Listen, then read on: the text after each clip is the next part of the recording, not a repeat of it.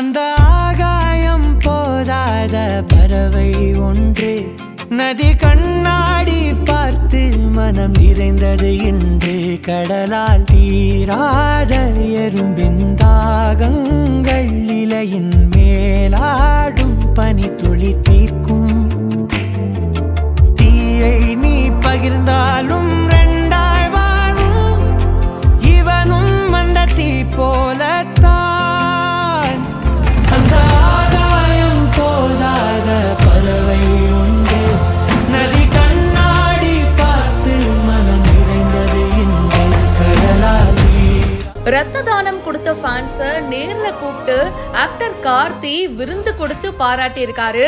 இந்த வீடியோஸ் இப்போ சோஷியல் மீடியால வைரலா போயிட்டு இருக்கு.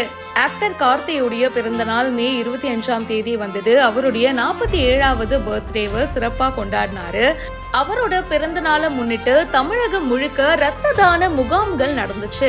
இந்த மாதிரி பிளட் டொனேட் பண்ணவங்கல்ல முதல் கட்டமா வட சென்னை, தென் சென்னை, மத்திய சென்னை, கள்ளக்குறிச்சி, திருவாரூர், திருவள்ளூர் இந்த மாவட்டங்களை சேர்ந்த 200 ரசிகர்களை நடிகர் கார்த்தி நேர்ல மீட் பண்ணிருக்காரு. சென்னை டி நகர்ல ரத்த தானம் செஞ்சவங்களுக்கு ஆக்டர் கார்த்தி சர்டிபிகேட் கொடுத்து விருந்தும் கொடுத்திருக்காரு. ஃபேன்ஸுக்கு நன்றி சொல்லி அவங்களோட போட்டோஸும் எடுத்துக்கிட்டாரு. அண்ட் இப்போ முக்கியமா அரசு மருத்துவமனைக்கு பெரிய அளவுல யாரும் ரத்தம்லாம் கொடுக்கறது இல்லைங்க. அவங்க தங்களுடைய உறவினர்களுக்கு கொடுத்துப்பாங்க. ஆனா யாருன்னே தெரியாதவங்களுக்கு ரத்தம் கொடுத்துருக்கீங்க. அது சாதாரண விஷயம் கிடையாது. அதனால உங்க எல்லாருக்கும் நான் நன்றி சொல்லிக்கிறேன்.